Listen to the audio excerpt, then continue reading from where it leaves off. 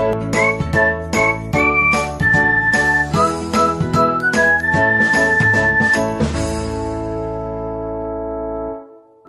Morning internet. आज हम फिर से बात करेंगे पांडास के बारे में। लास्ट टाइम हम लोग पांडास में डेटा फ्रेम क्या होता है, डेटा फ्रेम कैसे काम करता है, सीरीज़ क्या होती है, उसको कैसे यूज़ किया जाता है, ये सारी चीज़ें पढ़े थे। और कैसे पाइथन लाइब्रेरी इंस्टॉल करना है, कैसे उसको यूज़ करना है, और उसमें और भी कितने तरह के कंटेंट हैं, उनकी क्या यूजेस हैं, ये सारी चीज़ें हम लोग पहले भी पढ़ चुके हैं।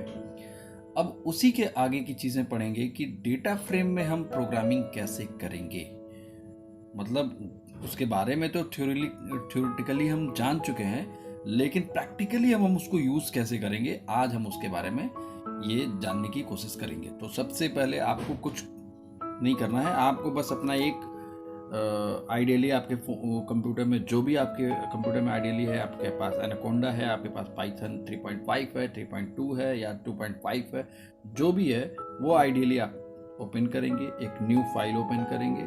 न्यू फाइल में आपको क्या करना है, अगर आपके पास पहले से पांडा इंस्टॉल है तो, यानी कि पांडा लाइब्रेरीज आपको इंस्टॉल करनी पड़ेगी। वो कैसे होगा, मैंने पीछे लास्ट वीडियो में बता दिया था, आप उसको देख सकते हैं। तो पांडा हमारे पास इंस्टॉल है तो हम आइडियली ओपन करेंगे और उसमें एक न्यू फाइल ओपन करके हम अपनी प्रोग्रामिंग लिखना शुरू कर देंगे। लेकिन लिखने से पहले हमें पांडा को इंपोर्ट करना होगा। तो यहाँ पे देखिए कि सबसे बड़ी बात ये समझिए कि ये आउटपुट हमको चाहिए। ये आउटपुट जो आपका है यही हमको डिस्प्ले करना है, ऐसे ही कुछ मेरा डेटा अरेंज हो जाए। उसके लिए हमको प्रोग्रामिंग करनी है और वो प्रोग्रामिंग होगी पांडा में। तो सबसे पहले हमको क्या करना होगा, इंपोर्ट पांडा। इंपोर्ट कीवर्ड है, पांडास एक लाइब्रेरी है, एस जो लगा है यहाँ पे एलियासिंग हो रही है, मतलब पांडास को एक नया दूसरा नाम दे रहे हैं, एसपीडी। तो एस जो है वो आपका एलियासिंग कर रहा है, एसपीडी। तो पहला तो आपने लाइन समझ लिया, लास्ट टाइम भी मैंने आपको बताया था ये चीज़। तो इससे होगा क्या कि आपका जो पांडास लाइब्रेरी है वो आपके प्रोग्राम में आके इनहेरिट हो जाएगा, मतलब उसके सारे फीचर आपके प्रोग्रामिंग में, आपके जो आप कोड करने वाले हैं उसमें आ जाएंगे, पांडास के सारे फीचर ये लाइन लिखने से। अब उसके बाद हमको क्या करना है, देखिए हम लिस्ट के थ्रू भी बना सकते हैं, हम कोई एरे भी के थ्रू बना सकते हैं, टपल के थ्रू भी बना सकते हैं, लेकिन आज हम बनाएंगे डिक्शनरी के थ्रू। तो डिक्शनरी जब बनाएंगे, जैसे आप डिक्शनरी पे काम करेंगे तो सबसे पहली चीज़ कैसे पकड़ में आएगा कि डिक्शनरी बनती कैसे है, या कहीं लिखा है तो ये डिक्शनरी है या ये लिस्ट है। तो डिक्शनरी जब भी स्टार्ट होती है तो याद रखिए कि इस तरह का कर्ली ब्रैकेट होता है, ये डिक्शनरी का है। और अगर इस तरह का ब्रैकेट है तो ये लिस्ट है, अगर इस तरह का ब्रैकेट है तो वो टपल आ गया। ठीक, तो यहाँ पे देखिए इस तरह का ब्रैकेट लगा हुआ है। यहाँ पे देखिए आप स्टूडेंट के पहले हम एक वेरिएबल बनाएंगे डिस्क टाइप का, कोई भी वेरिएबल का आपका नाम ले लीजिए, इक्वल टू एक डिक्शनरी बनाएंगे कर्ली ब्रैकेट लगा के। उसके अंदर हम यहाँ लिखा हुआ है स्टूडेंट, यहाँ देखिए आप, यहाँ लिखा है स्टूडेंट, उसके आगे लिखा हुआ है इंडेंटेशन, डबल डॉट इस तरह का बना हुआ है, इंडेंटेशन बना हुआ है। उसके आगे एक लिस्ट बनी हुई है, आप देख रहे होंगे एक लिस्ट इस तरह से बनी हुई है, इसके पहले इंडेंटेशन लगा हुआ है।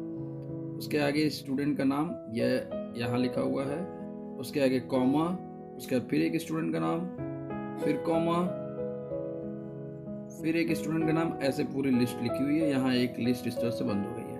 ठीक है, ये चीज आपको दिख रही होगी। जस्ट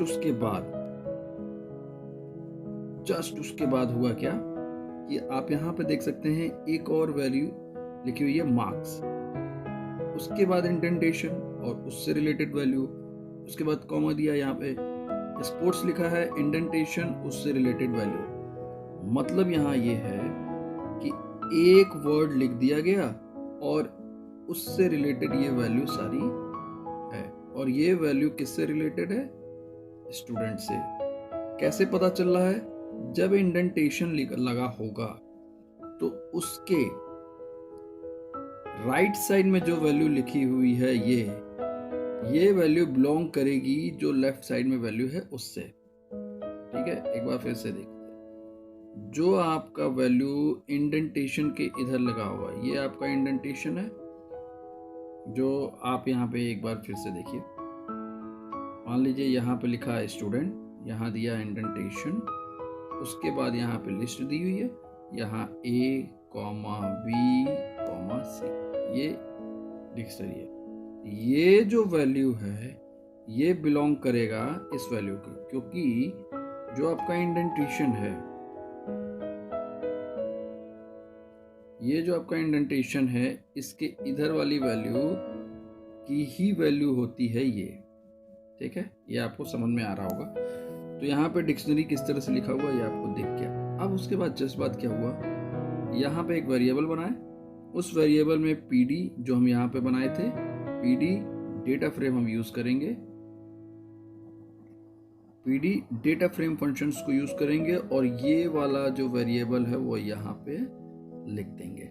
ठीक है, अब ये जो वेरिएबल डिस्क है, इसके अंदर ये सारी वैल्यू रखी हुई है, सारी वैल्यू रखी हुई है जो कि यहाँ पे आ जाएगी। अब डेटा फ्रेम पे हम जैसे काम करेंगे, जैसे डेटा फ्रेम के अंदर ये वेरिएबल रख देंगे, तो ये जो सारी वैल्यू है ये अरेंज हो जाएगी किस तरीके से, इस फॉर्मेट में, और इस फॉर्मेट में जब अरेंज होगे तो ये प्रिंट हो जाएगा। तो ये तो आपको बेसिक चीज समझ में आ गया कि प्रोग्रामिंग करनी कैसे। अब यहाँ पे कुछ चीजें और हैं, जैसे ये लाइन देखिए, ये आपका रो इंडेक्स है, इंडेक्स वैल्यू है, ये रो इंडेक्स, और देखिए 0 से स्टार्ट हुआ था, यानी कि 0 से 5 तक जा रहा है, यानी कि ये अपने आप बना है, आपने इसे नहीं बनाया, ये अपने आप बाय डिफॉल्ट बना है जब 0 से स्टार्ट हो रहा है। ठीक है, ऊपर यहाँ लिखा हुआ है स्टूडेंट्स, मार्क और स्पोर्ट्स, ये जो चीज लिखी है ये कॉलम इंडेक्स है। ये इसमें आप पढ़ के देख सकते हैं, मैंने यहाँ पर डिफिनेशन लिख दिया है, लिखा हुआ है। ठीक, तो ये कौन सा है, ये रो इंडेक्स है, ये कौन सा है, ये कॉलम इंडेक्स है। ठीक है, अब यहाँ पे देखिए कैसे पता चला कि ये कॉलम इंडेक्स है। जब इंडेंटेशन के इधर वाली जो वैल्यू होगी वो हमेशा कॉलम इंडेक्स होगी।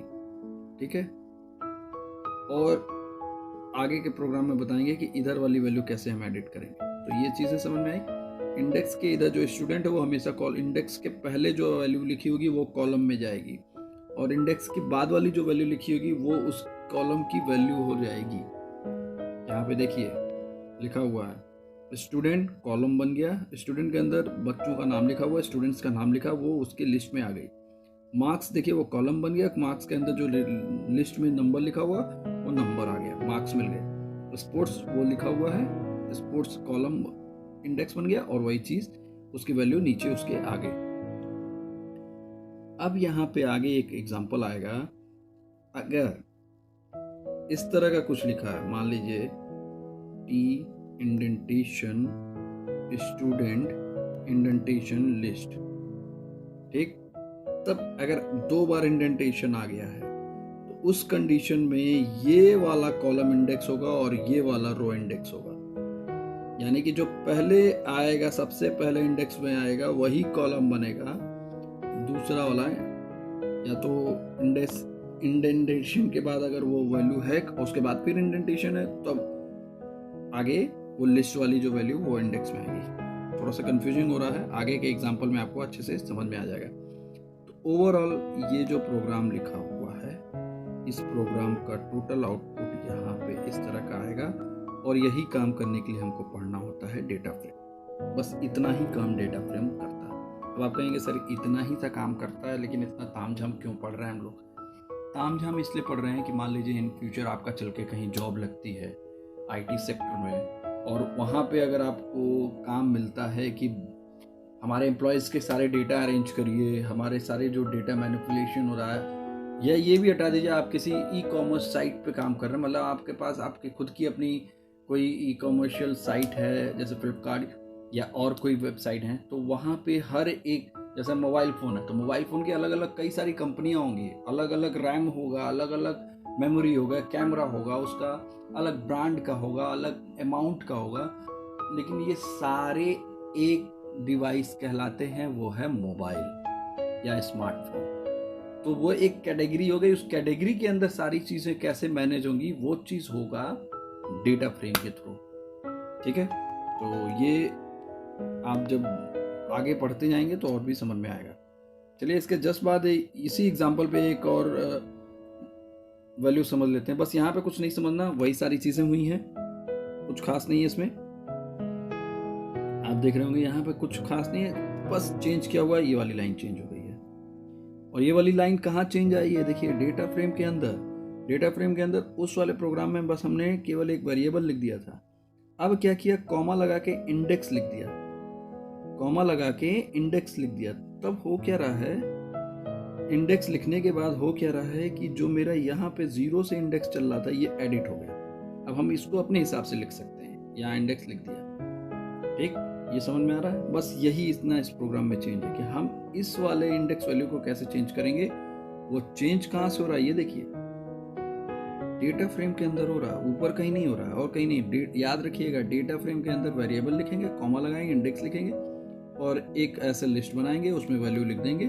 जो वैल्यू लिखेंगे वो वैल्यू यहाँ आ जाएगी, लेकिन वो वैल्यू हमेशा कॉमा से सेपरेटेड होना चाहिए। ठीक है, बस इस प्रोग्राम में इतना ही है, उसके बाद और कुछ नहीं। आइए एक और प्रोग्राम देख लेते हैं। जो अभी मैं एग्जांपल आपको समझा रहा था कि इंडेंटेशन के अंदर इंडेंटेशन है तो कैसे, कौन सा कॉलम बनेगा, कौन सा रो इंडेक्स बनेगा, कौन सा कॉलम इंडेक्स बनेगा, फॉरगेट इट। आप अब इस सीधा इस एग्जांपल पे आते हैं। ये एग्जांपल डेटा फ्रेम का है, ये भी 2 डायमेंशन डिक्शनरी के तौर पे काम करेगा। अब क्या है कि यहाँ पे देखिए, आप एक डिक्शनरी बन गई, दूसरी डिक्शनरी बन गई, तीसरी डिक्शनरी बन गई। ठीक है, 2015, 2016, 2017। इसमें क्या है, Q1 की ये वैल्यू है, Q2 की ये वैल्यू है, Q3 की ये फीस है, Q4 का ये फीस है। ठीक है, उसी तरह से तीनों में वैल्यू रखी गई है, अलग अलग वैल्यू तीनों में रखी गई है। अब यहाँ पे एक चीज चेंज किया गया है, एक और डिक्शनरी बनाई गई है कि टोटल फी क्या है। ठीक है, यहाँ केवी फी लिखा, आप टोटल फी लिखिए या जो भी, ये तो वेरिएबल का नेम है। अब इसके अंदर क्या किया गया है, ये जो YR 2015 लिखा है, ये तो अपने आप में एक डिक्शनरी है जिसके अंदर एक क्वार्टर लिखा है, फर्स्ट क्वार्टर के बाद इंडेंटेशन, फिर 14,000 लिखा हुआ है यहाँ पे देखिए।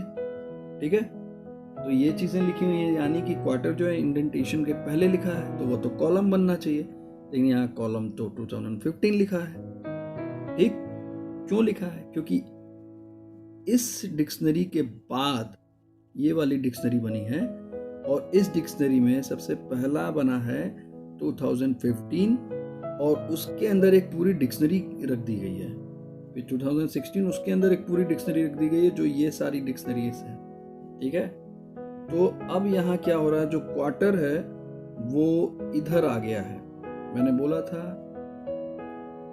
आपको, मैं एग्जांपल में समझा देता हूँ। देखिए, मैंने लास्ट टाइम बोला, अभी ऊपर वाले एग्जांपल में आपको बताया कि मान लीजिए एक मैंने टी बनाया, उसके आगे इंडेंटेशन लगाया, फिर एक एस बनाया, उसके आगे एक इंडेंटेशन लगाया और उसके बाद हम एक लिस्ट बना दी और उसमें वैल्यू रख दी। ठीक, तो ये तो वैल्यू हो गई, इससे कोई लेना देना नहीं, ये तो वैल्यू है।